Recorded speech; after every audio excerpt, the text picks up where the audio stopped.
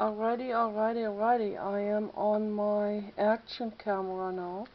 This is going to be interesting how the image is going to look like versus my tablets. And the both tablets, they are also quite different from each other. Okay, so anyway, I'm turning this around. I hope this is going to show. I might just keep it in my hands because if I set this down on here, then I'm filming my belly and not my face. So this is a very small camera, and I don't have the right camera stand for this right now, but it doesn't matter. I'm gonna follow up with this as good as I can. I'm gonna set this up here. This is good. Then I have my hands free. So stand up, and so I want to make a follow-up now on, or better, a continuation of the other that I made with my tablet, and when the tablet needed to be recharged. That's why it's so important that I make sure at night that I plug them in, and so I have them ready for the next day. So yeah, yesterday it was quite amazing. The stuff I saw on YouTube. That film was from The Psychologist, and the shows by Owen Cook, and they tie into one another, from in the sense of introspection and honesty. So what happened is, with these people that signed up to go into those storage containers and stay in there for 5 days, each person in their own storage container, and they were cut off from the outside world, in terms of that they could not see what was going on with the other people or the outside world. They didn't have internet there. They were not even allowed to bring books into it. They were only allowed to bring Play-Doh into it, and some pens and some paper, so they were allowed to make artwork, because that was important for the psychologist, because she wanted to see how the people would express themselves with the clay and the pens, and also, but she left it up to the people whether they wanted to bring that in or whether they wanted to use something else. She was also interested in what they would choose to bring in to entertain themselves with. And there was a very narrow range of things that she allowed them to bring in, because she did not want them to overly distract themselves. So she wanted them to stay very focused on themselves, and that's what most people just don't do. They don't, if they are given a chance to run off with some modality or run away from their emotions and from that what's really going on, then they will do that. My grandfather, for example, every time problems were arising, whether there was a flood in the cellar or whatever was going on, he would take off. He would just take off, have a good afternoon, at at his horse club and horse riding club, and spend time there with the horses and the people, and then in the evening he would come home, and everyone else had solved his problems by then. So my dad followed right into his footsteps on this, and I'm not so mad at them for it anymore, because I see this is a quick escape mechanism. It's almost unconscious in them and in most people. So when people the more conscious we become, the more we detect our own self-trickery, and then we can stop that kind of stuff. We can, the instant we recognize it, it doesn't snatch us up anymore. It doesn't, the autonomy of that impulse, of that mechanism stops the moment we realize it. And that happens with a lot of things that are psychological. So, but that's why it is so important to bring the awareness of this to the public. So this is a very amazing psychologist, and it is an amazing test that they did with volunteers. And so people reacted very differently in these storage containers. One woman, and I totally relate to that, she could not last very long.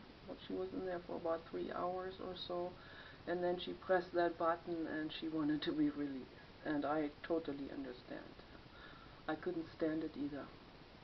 Another woman was more stubborn and was probably also ambitious, so there was an inner battle going on between her ambitiousness, which is also ego-based, and the emotions that were just pushing themselves up suddenly in that terrible environment of, in this terrible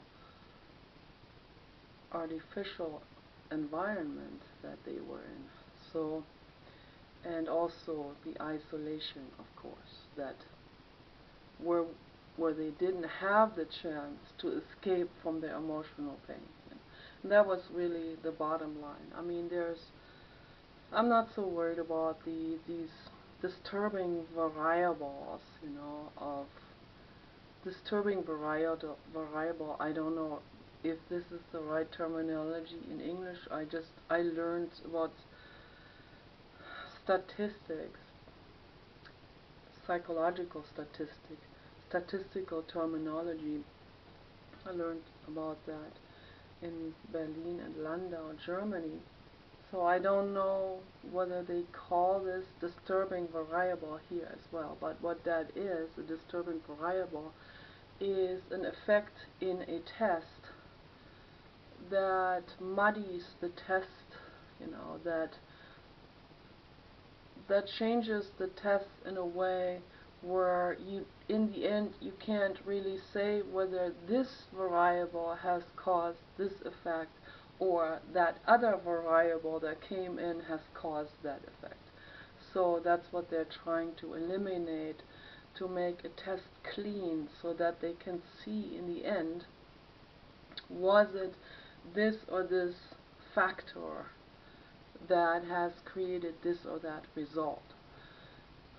So a disturbing, muddying variable will be this totally artificial environment, not just in terms of being void of extra outside stimuli coming into the system, but also in terms of evoking some absolutely horrible pain and fear, not just because of the void of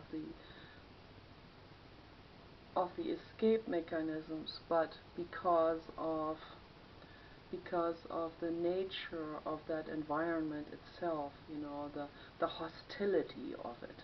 So, but, that's hard to create something that will completely rule out any kind of disturbing or muddying or distorting variable, that would leave the test 100% pure and clean. I don't think one can ever create a test that is totally clean and only points out with its results to those factors that were deliberately intended.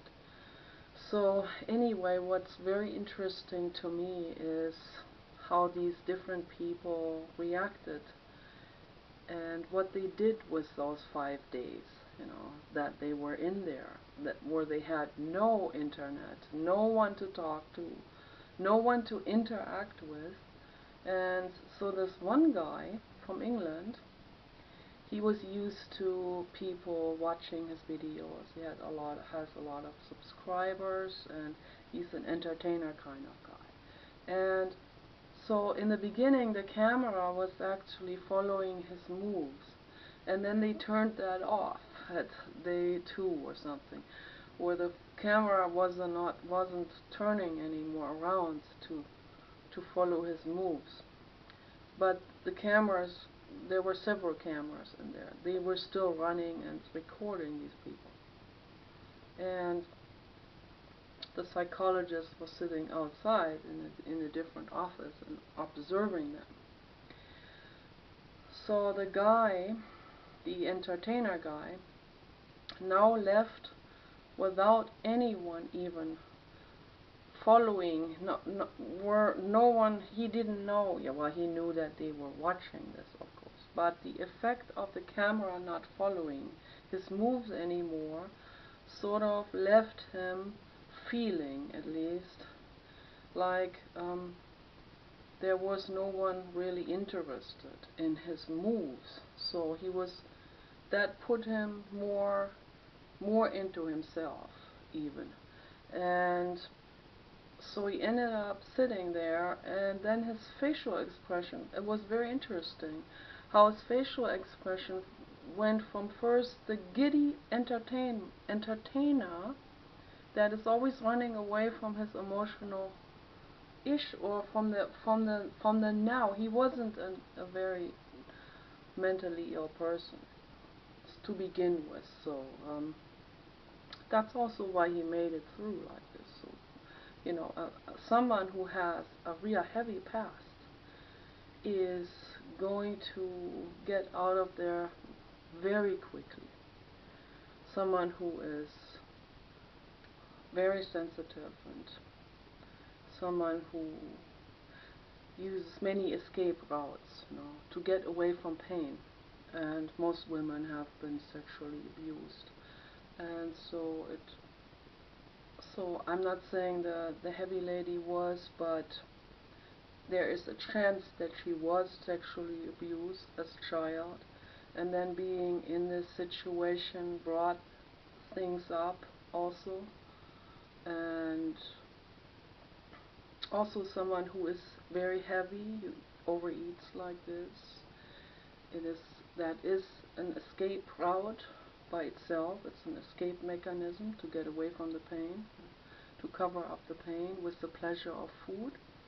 But any kind of pleasure, covers up pain and becomes an addiction because of that. Otherwise it would not become an addiction. It would just be a pleasurable thing you do right now, and you don't overdo it, and then you go on to something else and you enjoy that and you're in the moment of it. But people who are constantly, who have this unconscious emotional pain pressing up into the consciousness, they don't even know it. They will eat to cover up that emotional pain that comes. So, and in an environment where we are sensory deprived, the pain shoots up very quickly and massively. So, and for those people who have a lot of pain, like the women that were in there, and this one guy that was in there, the one guy lasted for about 24 hours. I can clearly see he has a lot of pain. That one guy, the Middle Eastern looking guy, a lot of pain. So, but the blonde guy from England, he doesn't have that much pain. He was the only one who doesn't have that much pain. And the lady with the red hair, she has some pain. She has some pain. I don't know how deep it goes, because she managed this so brilliantly. She was the one who managed it the most brilliantly from all the people that were in there. A true survivor kind of person. And but I can see she has pain, much more than that English guy. The English guy doesn't have very much pain, and and his neurosis was not that severe. So he just, you know, because of the social media and because of being an entertainer, he was very occupied with these things, and during the isolation he realized suddenly that he has been distracting himself too much with that, and he has not been able to interact with the people he really loves. So that was a very great insight for him, and his face changed completely because of this. It was quite interesting.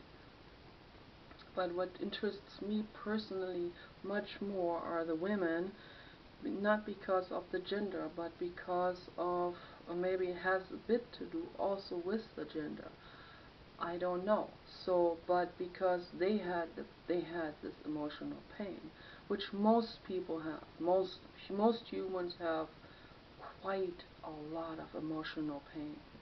The English guy has, you know, a little bit, not that much. No, this is just from what I observed there.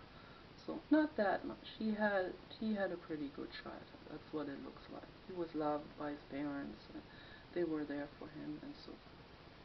But you know, we live in a social media world, and so for him it was the realization that he needed to be much more with his parents and with his grandmother and grandfather and so forth. So he doesn't want to neglect those relationships. And wonderful. But the women, that's quite another step. That takes it a step further, because, and particularly the woman with the red hair, Lucy, I think was her name, she had pain. She realized things about her mother while she was in there. She was painting in there. Not only was she actively designing her day in there that made it more tolerable, she also surrounded herself with these paintings, not only with the paintings, but with the painting of her whole family, which gave her strength. Psychologists talk about this as well. It's also, you know, this is a very obvious thing that she was doing. She created her own company with that, but also the paintings themselves in general, you know, the very colorful paintings that she made, that was giving her a comfort that was more than just some kind of addictive type of stimulation. You know, that was giving her comfort, like I get comfort from my art, and that's why I call this is real art and real love. It's not addictive in that sense. It is being in the flow. It is being doing something, making something, creating something. So that's a very positive thing, and it connects you with the infinite. And also, we are also able to express ourselves within the art. We are able to express emotions much better than if we just use words and, you know, our analytical thinking processes. So it's all important, but the art brings up much more important things. So it brings out quite dramatic. Well, I'm even gonna keep this shape. This is so nice. I'm in love with cubic, rounded shapes. It's very beautiful, like a loaf of bread. Just love it. So I'm gonna add this to my in vitro meat plant collection. So I thought that was extremely interesting how Lucy was managing with this, and also how her face changed, and all of their faces changed in there. And I have also observed this before with Greenpeace activists.